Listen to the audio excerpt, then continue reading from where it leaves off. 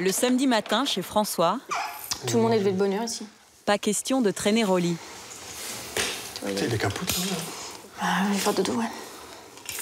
Pas beaucoup de temps non plus pour les câlins avec Axel, 5 mois. T'as tout dans la voiture? Ouais, c'est good. Bisous, papa. Elle veut pas que tu parles. Ah non, je veux pas. Oh. Ouais, ça, ouais. Du lundi au vendredi, François, 27 ans, est ouvrier dans une usine de canapés. Le week-end, depuis 5 mois, il travaille chez des particuliers. Des petits boulots en extra. Mais en fait, vous êtes un accro au travail? En quelque sorte. Ça va paraître un peu débile pour certaines personnes, mais c'est un peu ça. Faut que je bouge. Et l'avantage, c'est que je le fais pas non plus pour rien. Formé à la menuiserie, touche à tout, le jeune homme a peut-être de l'or dans les mains pour gagner plus que ses 1 500 € mensuels à la chaîne.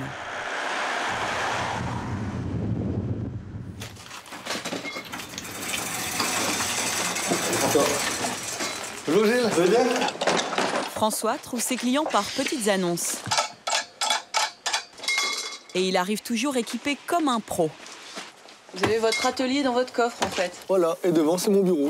Alors, on essaye d'avoir ce qu'il faut sous la main, quoi. Enfin... C'est la 2e fois que Gilles, traiteur et professeur de cuisine, embauche François. Le patron a le geste pour les carottes, mais pour le bricolage, 2 mains gauches. Moi, je suis pas électricien, ni maçon, ni menuisier, donc moi, c'est la cuisine, et à part ça, pas grand-chose. Aucun artisan ne voulait se déplacer pour cette serrure de porte rebelle, alors c'est François qui s'y colle. Tellement défoncé, j'avais même pas prendre mes repères. C'est-à-dire que j'ai tapé au marteau pour mettre les vis.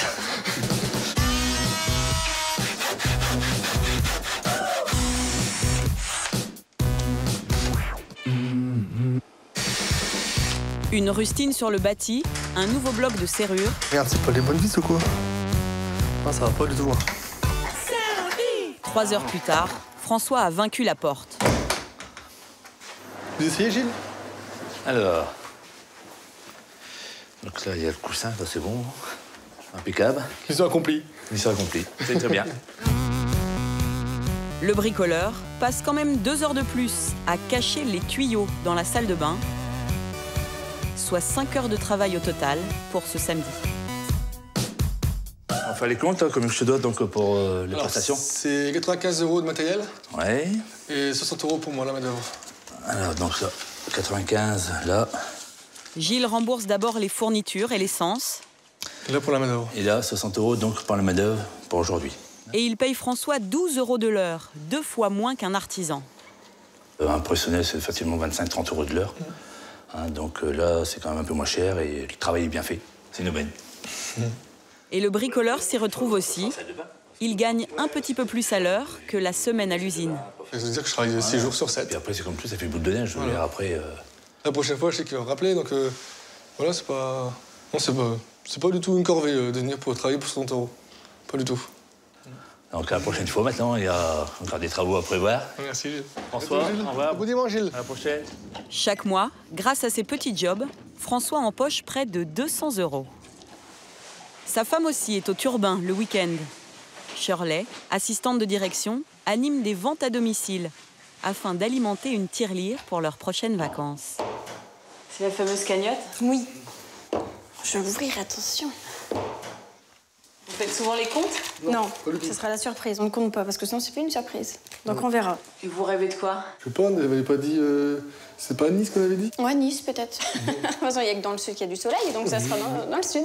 Ça serait bien, ça. On courir partout après. En 5 mois, le couple a déjà économisé 800 €, presque une semaine de location sur la Côte d'Azur. Les petits boulots ne sont pas nouveaux, mais Internet leur offre désormais une belle vitrine. Depuis 1 an, une quinzaine de sites spécialisés mettent en relation près de 100 000 petits travailleurs, appelés jobbers, avec leurs employeurs d'un jour. Le principe est simple. François complète un profil. Il y détaille ses compétences, ses tarifs et sa zone géographique. Dès qu'un petit boulot lui correspond, il est alerté. paf, je reçois un message en disant, bah voilà, ce job, il peut t'intéresser. Après, je prends ou je prends pas.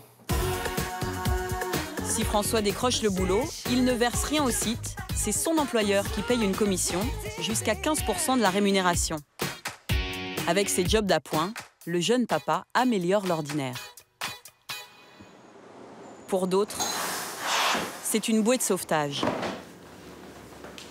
Ce matin, Virginie, 35 ans, mère célibataire, ne fait pas son repassage, mais celui d'une autre famille. C'est pas mon travail favori, mais faut le faire. Employée dans une crèche, 3 jours par semaine, elle est obligée de multiplier les petits boulots pour ne pas être à découvert. Nous avons choisi de la flouter, car tous ne sont pas déclarés. Pas de répit pour Virginie, elle n'a que 5 heures pour briquer toute la maison. J'aime que ce soit impeccable, donc je fais en sorte que ce soit impeccable.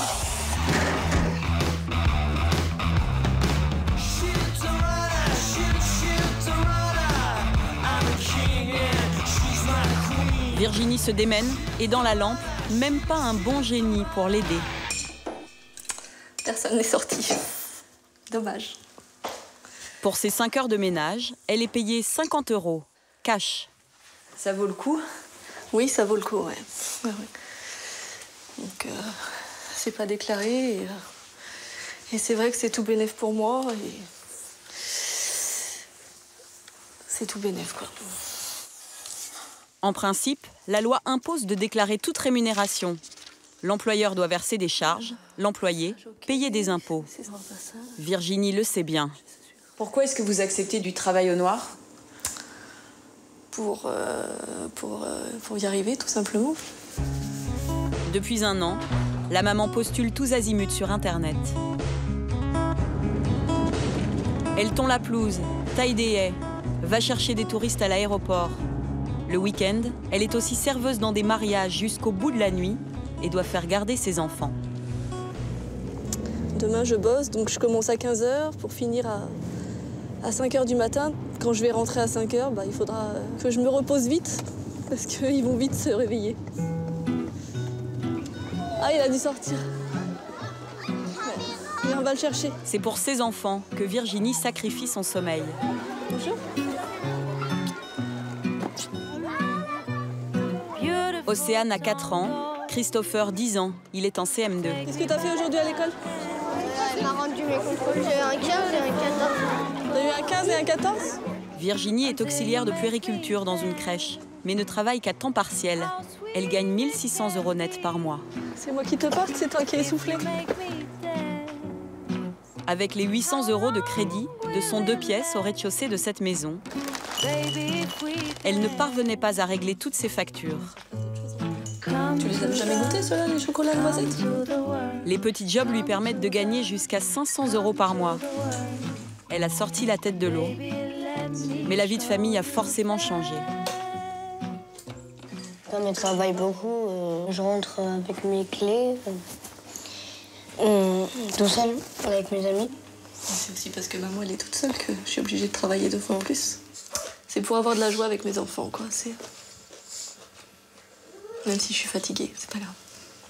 C'est un peu une super maman. Mais c'est 2 amours. J'ai de la chance de les avoir. Virginie rêve d'un temps plein qui, à lui tout seul, ferait vivre sa famille. Pour en finir aussi avec les petits boulots. Les miettes du travail, pour certains, c'est tout ce qu'il reste. Dimanche matin, 8h30. Ça va être coton, ouais. Marcel est de déménagement. Il loue ses bras et son fourgon pour la matinée. Voilà. Allez, c'est parti, Bobby Guy. Hop, hop. Allez. Lui, c'est au bagou, par bouche à oreille, qu'il décroche des jobs. Bon. Ah ben quand même, on vous attend les jeunes, hein. Quand il y a du boulot, il y a du boulot, hein. Il faut le prendre comme il vient. C'est un ami Ah, c'est toi qui m'aides pour le frigo, alors? qu'il a embauché pour le déménagement de sa fille. Mes gros bras. Allez, go. Oh là, la poignée. Ça y est, il a cassé la poignée. Allez. Pourquoi avez-vous fait appel à Marcel? Il rend bien service. C'est un bon gars. On va brancher la machine. Il est très ponctuel, toujours en avance même. Et il fait tout, la preuve. Hein. Quand on est manuel, voilà quoi. Ouais, mais il faudra mettre une petite cale parce que j'arrive pas.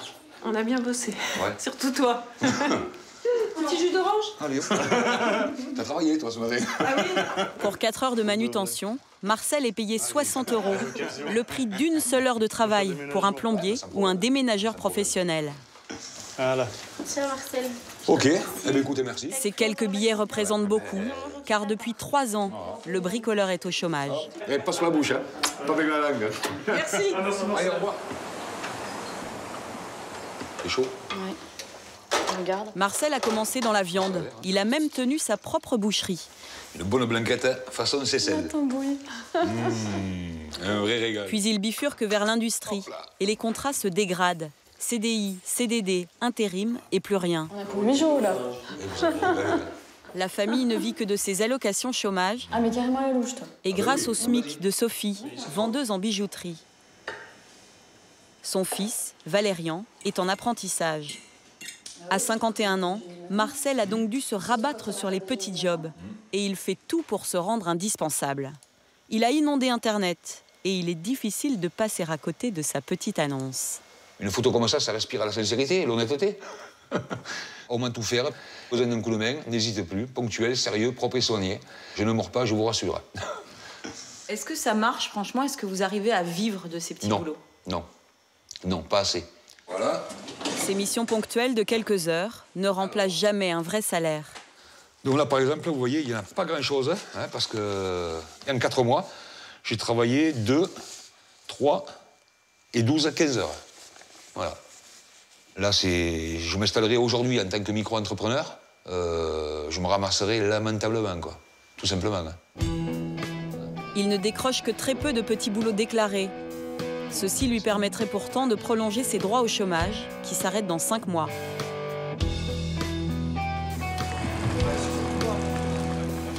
Mais Marcel ne baisse pas les bras. Un copain du village, cafetier, lui a demandé de passer pour un devis de peinture. Salut Philippe. Oh, Tu vas bien? et toi? Ben écoute, allez. Alors, hop. Là, il y a 7 mètres. Vas-y, là, ça. Voilà. Ben là, ça fait 5 mètres. Pour les 2 pièces et le couloir jusqu'en bas, ça te fait grosso modo 110 mètres carrés. Bon, 110 mètres carrés, moi, je peux te les faire pour... Ouais, pour 20 €, 10 mètres carrés. 2200 €. Ouais. Tout. Voilà. On veut tous des Porsche avec des prix de 2 chevaux. Bon, ben, j'espère qu'il sait faire des Porsche. Hein. Bah, sois pas inquiet. Hein. Ah ben, moi, je suis pas inquiet du tout, hein. Dans son café, Philippe, le patron, a croisé bien d'autres clients comme Marcel. La planète emploi a changé. En fait, l'extraterrestre aujourd'hui, c'est celui qui travaille depuis 20 ans dans une entreprise et qui fait 35 heures par semaine. C'est lui l'extraterrestre. Parce que tous les autres, là on pourrait faire un petit sondage au bar, on rigolerait, la plupart ils font tous plusieurs jobs. Je veux dire, les gens aujourd'hui ils vivent comme ça, quoi. Ils font beaucoup d'heures, ils font beaucoup de kilomètres, ils sont fatigués, mais c'est ça ou rien, quoi. C'est vraiment une drôle de situation, quoi. Marcel a décroché le chantier de peinture, mais il pointe toujours à Pôle emploi. Aujourd'hui, la France compte près de 3 350 000 chômeurs, plus 2 millions de travailleurs pauvres qui vivent avec moins de 800 € chaque mois.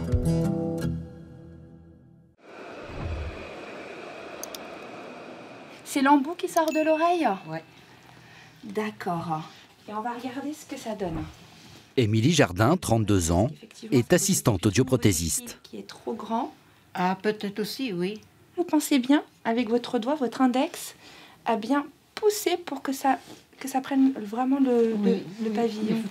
Titulaire d'un bac pro en gestion de clientèle, Émilie est chargée de l'accueil des patients et de l'entretien des appareils auditifs. Elle travaille ici à temps plein, payée 1 450 € net par mois. Suffisant quand elle était encore en couple avec son mari plombier. Mais depuis son divorce l'an dernier, cette maman de 2 enfants ne peut plus compter que sur son seul salaire. Je veux continuer de pouvoir, comme avant, les emmener aux sorties, aux loisirs, les emmener au restaurant. Donc je préfère, moi, me fatiguer un petit peu plus, m'investir plus à côté de ça que mes enfants soient bien, parce que c'est vraiment maintenant l'objectif de ma vie, les enfants. Pour tenter de maintenir son niveau de vie, comme 1 400 000 Français, Émilie a un deuxième emploi. Il est 18h. Une nouvelle journée démarre. Émilie s'apprête à vendre de la lingerie à domicile. Mais avant cela, elle doit récupérer ses enfants à l'école. Elle a la garde de Sian, 6 ans, et Ethan, 4 ans, une semaine sur 2. Elle ne perçoit aucune pension alimentaire. C'est moi. Doucement. C'est toi en deuxième parce que Sian elle est au fond et que toi tu es en deuxième. Okay. Avant, Émilie habitait dans une grande maison avec jardin. C'était toi le premier. Après son divorce, pour que ses enfants ne soient pas trop perturbés, elle a acheté ce pavillon, 150 000 €. Mais pour cela, elle s'est endettée sur 25 ans. Elle doit aussi rembourser 2 crédits pour l'achat d'une voiture et d'un poêle à bois. Ça y est, vous avez votre quota. En tout, 1 200 € chaque mois. Sans sa deuxième activité, il ne lui resterait que 250 € pour vivre. Pourquoi maman elle va travailler? Parce que j'ai des sous pour acheter des cadeaux. Émilie a fait venir sa cousine pour garder ses enfants. Comme chaque euro compte, en échange de quelques cadeaux de temps en temps, elle fait souvent appel à la famille. Je t'aime maman. Je t'aime. Salut ma chérie. 2 fois par semaine, Émilie part vendre de la lingerie à domicile. Il est 19h30. C'est parti pour 5 heures de travail supplémentaires. Vous n'êtes pas trop fatiguée là? Non, parce que j'ai même pas le temps de pouvoir me le dire en fait. Donc du coup, je suis toujours dans le mouvement. Donc tant que je m'arrête pas, tout va bien. Il suffit par contre que je me pose 5 minutes, 10 minutes dans le canapé et c'est mort. 25 minutes de route. La musique à fond pour garder de l'énergie.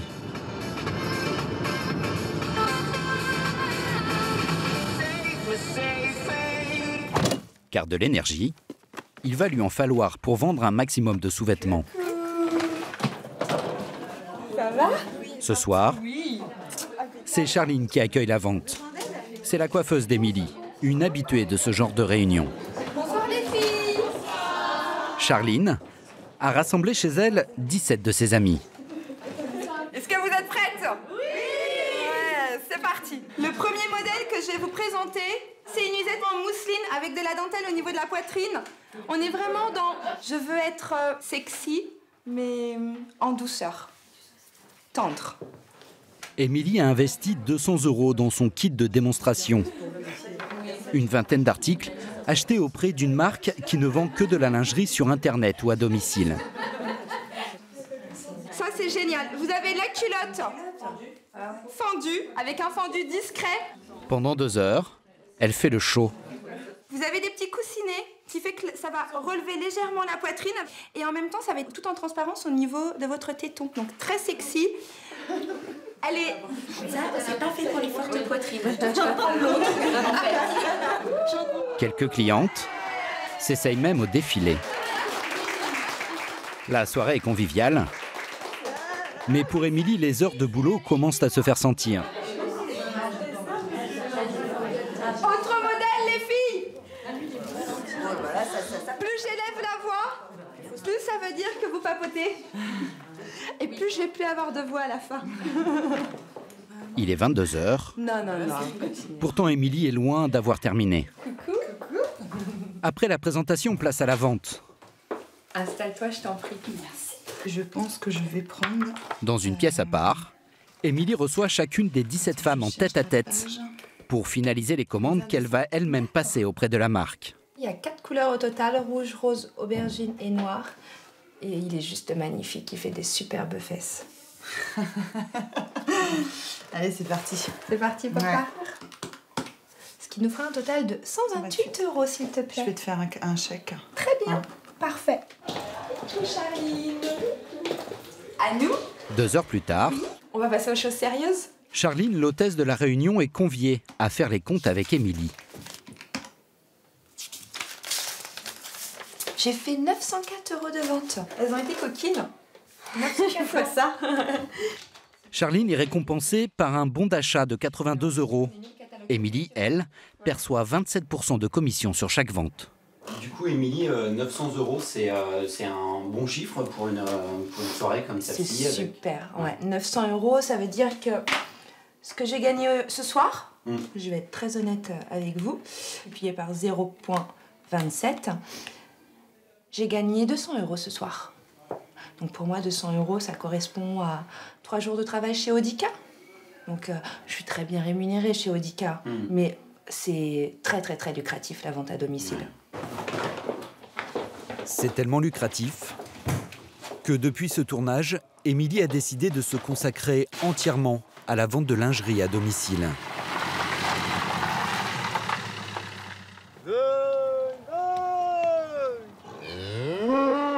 Pour d'autres, cumuler plusieurs emplois est une question de survie. Grégory Perrier, 33 ans, est éleveur en Auvergne. Comme lui, un agriculteur sur 5 en France serait obligé d'exercer une autre activité pour rentabiliser son exploitation. Grégory a repris la ferme familiale en 2003 à la mort de son grand-père. Aujourd'hui, il élève seul 35 vaches. Passionné par ces animaux, il a donné un prénom à chacune. Bah la vieille. Oh la vieille. Tiens. Mon petit pute d'homme. Ah ma fifi. Tiens Cécile. Hop. Elle, je m'en séparerai jamais parce que je suis trop amoureux de mes bêtes et m'en séparer c'est un calvaire quoi. C'est inconcevable. Des vraies peluches quoi donc voilà. C'est ma vie. Grégory élève des vaches gascognes, charolaises et aubrac pour la reproduction. Il vend les veaux pour la boucherie. Une activité de moins en moins rentable. Aujourd'hui, la ferme lui rapporte environ 1 200 € par mois.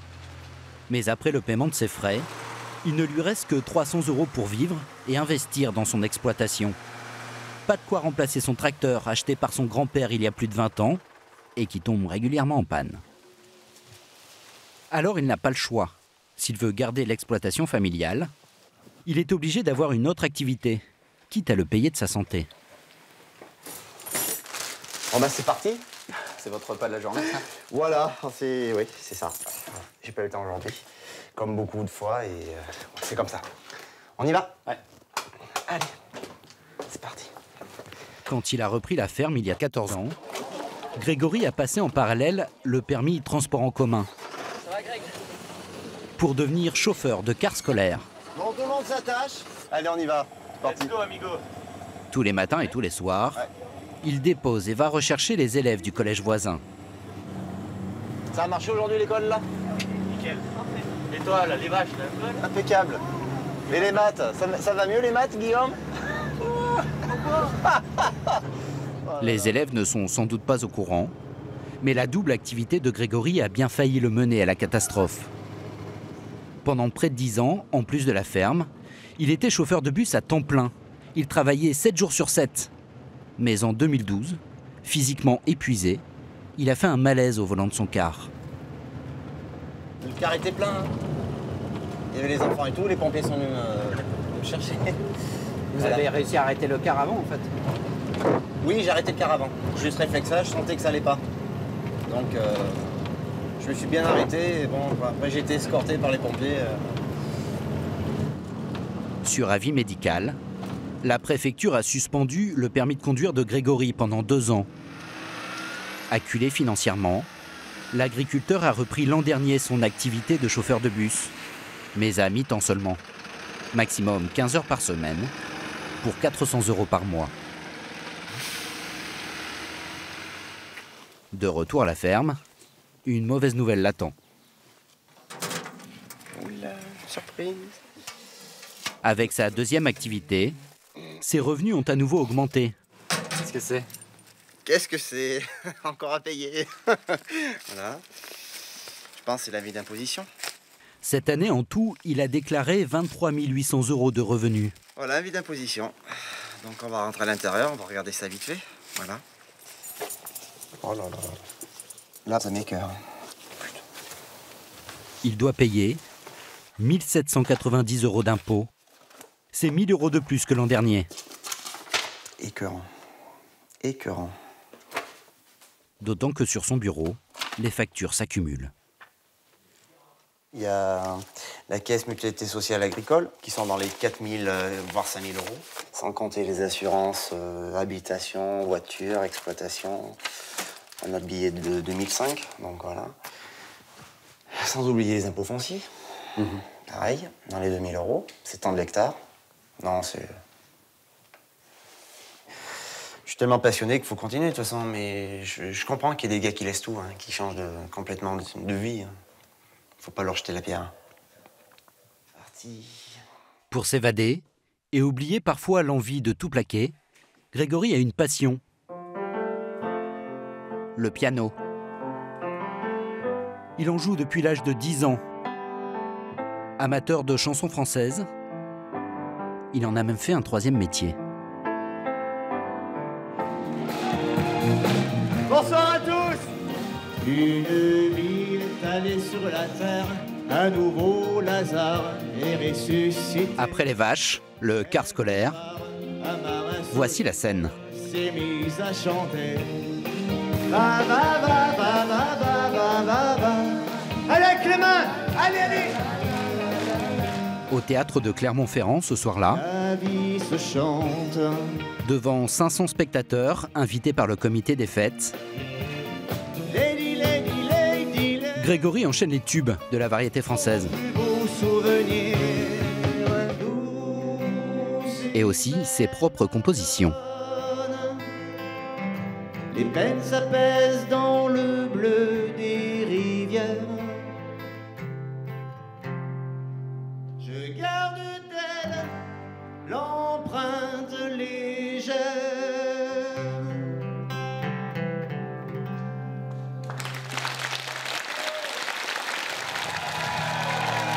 Pour ce concert, Grégory est rémunéré 800 €.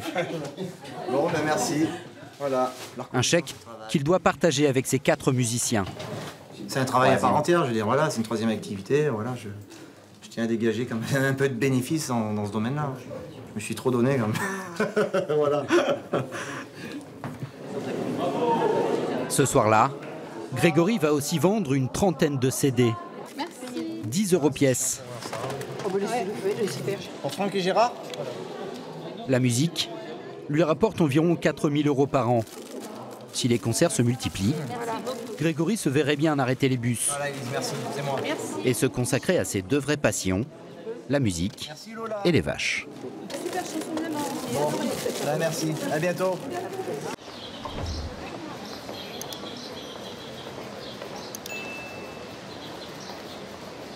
Bonjour. Bonjour, vous allez bien? Oui, vous? Bien reposé? Oui, ça va. Bon, en forme parce qu'on a pas mal d'essayages cet après-midi. D'accord. D'accord? Je vous laisse vous mettre vos affaires? Ouais. Cela fait tout juste une semaine que Paola, 27 ans, a décroché un emploi à mi-temps payé au SMIC. Vendeuse dans cette boutique de robes de mariée de Rouen. Qui a emmené la cliente en cabine? Vous me suivez? Oui. Bertrand, le patron, l'accompagne et la forme patiemment, car Paola n'a aucune expérience dans ce domaine. Donc là, on se renseigne auprès de la cliente si elle est mise en face le rideau ou en face le mur. Est-ce que vous êtes face au mur ou face au rideau? Oui, je suis face au mur. D'accord. Je rentre, hein? Oui. Pourtant, elle ne manque pas de diplôme. Après le bac, Paola a étudié 5 ans à l'université et décroché un master en communication. Elle n'a toujours pas trouvé d'emploi dans sa branche, malgré 2 ans de recherches intensives. Je pense que ce qui m'a amenée à postuler ici, c'est la désillusion et le fait de se rendre compte que le marché de la communication s'était bouché et qu'il fallait que je réfléchisse à autre chose, à m'ouvrir à d'autres horizons. Même si Paola n'y connaît rien en vente, Bertrand n'a pas hésité à lui donner sa chance. Sur une forme trapèze. Ah, on recule jamais avec une robe. Mariée.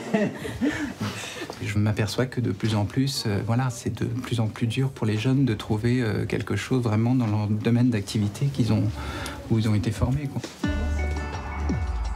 Comme Paola, des milliers de jeunes diplômés peinent à décrocher leur premier emploi.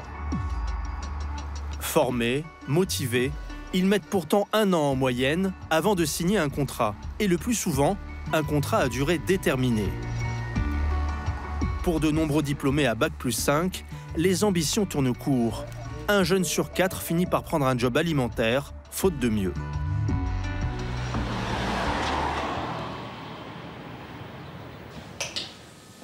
Après ses 5 années d'études à Montpellier, Paola retrouve sa région d'origine. Elle s'est réinstallée chez sa mère, à Rouen, le temps de se faire une place sur le marché du travail.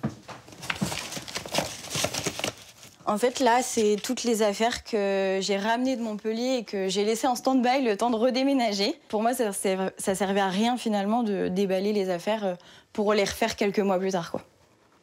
Paola pensait quitter sa chambre de lycéenne au bout de 6 mois. Finalement, ses cartons prennent la poussière depuis plus de 2 ans. Elle a fait quelques petits boulots, de quoi ouvrir des droits au chômage, et avant de décrocher son job de vendeuse, elle touchait le RSA. Pas de quoi prendre son indépendance. Chaque matin, elle continue à éplucher les nouvelles annonces et postule dès que son profil correspond. C'est une annonce pour chargé de communication et web marketing à Bois-Guillaume, donc c'est pas très loin d'ici. Paola a déjà envoyé plus de 400 CV, décroché seulement une quinzaine d'entretiens.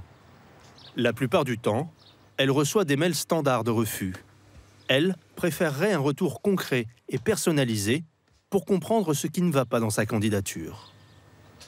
Après une étude approfondie, nous sommes cependant au regret de vous informer que nous ne lui donnerons pas suite. Eux, ce qu'ils peuvent m'apporter, c'est un changement dans ma vie. Un gros changement dans ma vie, c'est sortir d'une situation qui n'est pas évidente, qui n'est pas confortable. Et quand on reçoit une réponse comme ça, on se dit qu'ils ne prennent pas l'ampleur de ce qu'on vit. Finalement, on ne se sent pas pris en considération. Paola est désabusée, pas encore abattue. Mais à force de galérer, 14% des jeunes diplômés à Bac+5 changent de voie dans les 2 ans qui suivent la fin de leurs études. Le découragement, Alexandre le ressent aussi, de temps en temps. À 23 ans, il vit toujours chez ses parents dans la banlieue de Lille. Il a obtenu un master en management, soit Bac+5, dont 3 ans en alternance. Mais il n'y a pas eu d'embauche à la clé, faute de postes disponibles. Aujourd'hui, il touche une allocation chômage de 800 € par mois. Trop peu pour quitter le nid familial. Salut. Salut. Ça va? Ça va. Sa petite amie, Mégane, a fait la même université. Elle aussi est sans emploi depuis 6 mois, malgré son Bac+5. Alexandre veut être manager sur une plateforme téléphonique. T'as trouvé des offres intéressantes ou pas du tout? Oui, une, je t'en avais parlé rapidement, là, qui peut être intéressante. Même s'il demande quelqu'un avec plus d'expérience, je vais quand même essayer, on verra bien. L'alternance et les stages ne suffisent pas. Les recruteurs veulent toujours plus d'expérience. Sa candidature peine à se démarquer dans un secteur très concurrentiel. Je vais regarder dans les entreprises où j'ai postulé. C'est quoi tout ce rouge?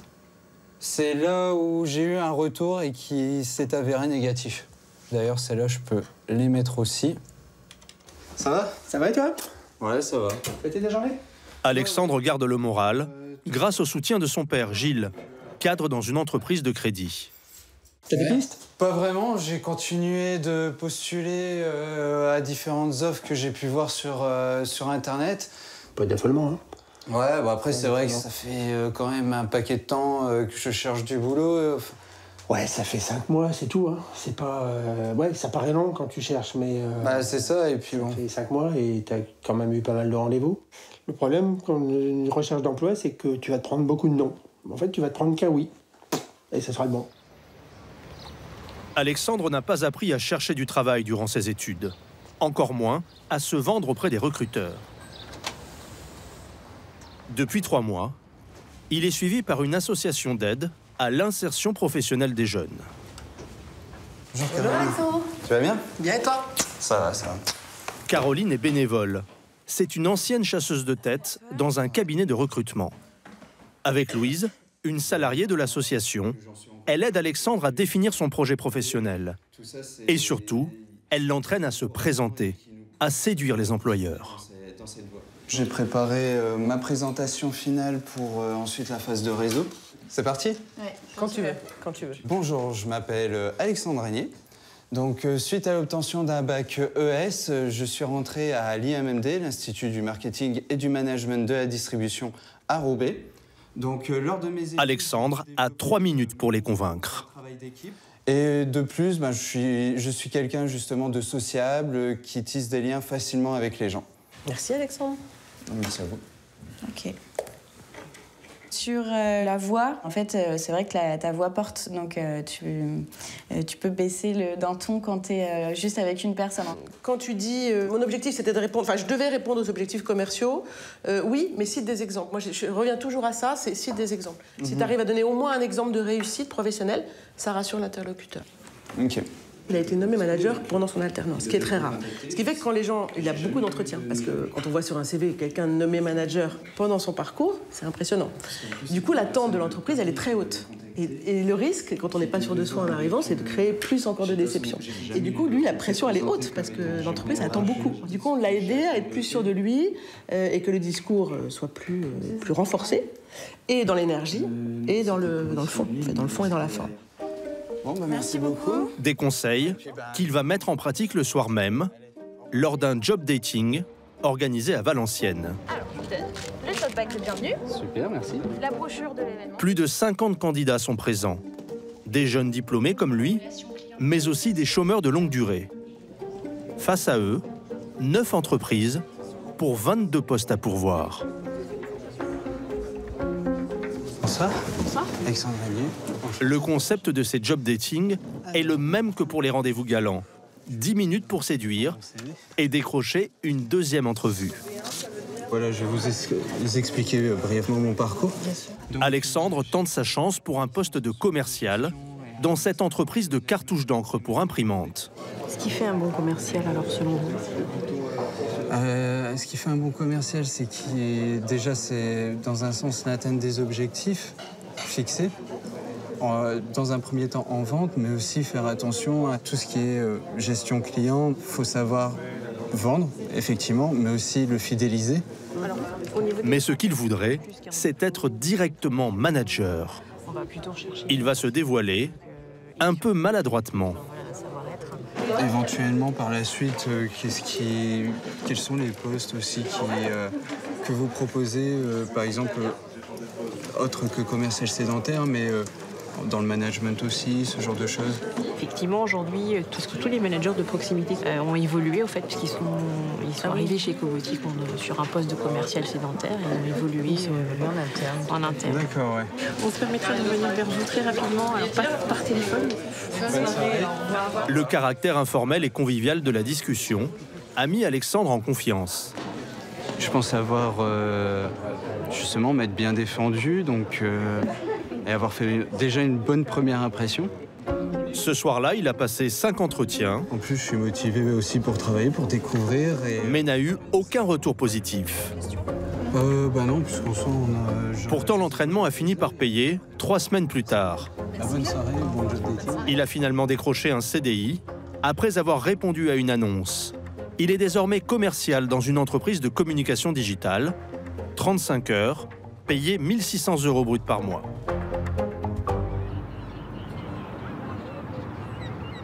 Aujourd'hui, même le plus haut diplôme universitaire n'est plus un rempart contre le chômage. À Centrale Nantes, une école d'ingénieurs, on tend la main aux titulaires d'un doctorat. Il serait plus de 300 à chercher un emploi, rien qu'en Loire-Atlantique. Alors aujourd'hui, ce qu'on va faire, l'idée, ça va être de pouvoir revenir sur vos attentes. Dans cette salle de cours, tous ont minimum bac plus 8. Ils sont docteurs en substances des chimies naturelles, en physiologie digestive ou en biologie. Des titres prestigieux qui effraient parfois les entreprises. Emmanuel cherche du travail depuis près d'1 an, après 14 ans d'expatriation dans un laboratoire universitaire au Canada.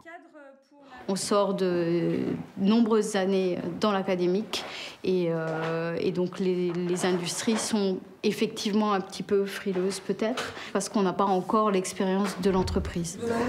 Durant les 4 mois de leur formation, payée par Pôle emploi, ils ont reçu des cours de finance, de management et participé à des ateliers pour mettre leurs compétences en avant. Ici, c'est compétences, savoir, savoir-faire, savoir-être acquis pendant la formation. À l'heure du bilan, ils se prêtent à un exercice un peu enfantin pour traduire en images leur évolution. Pendant la période, quoi. Alors, moi, je suis partie comme un petit fennec très curieux. Et là, je me sens comme une grenouille qui fait un peu le grand écart, dans le sens où il fallait quand même apprendre des nouvelles façons de faire, de penser. Comme les autres, Emmanuelle ne s'est pas contentée de participer à des ateliers. Elle a dû faire un stage en entreprise. Docteur en microbiologie, elle a été prise pour 3 mois dans une start-up spécialisée en immunologie. Ça va comme tu veux, Géraldine? Bien, ouais, super. Une opportunité qu'elle n'aurait jamais pu décrocher sans sa formation. Son stage est en effet entièrement indemnisé par Pôle emploi. L'entreprise n'a donc eu aucun salaire à débourser. Emmanuelle a ainsi pu intégrer une équipe de 40 personnes et mener son propre projet.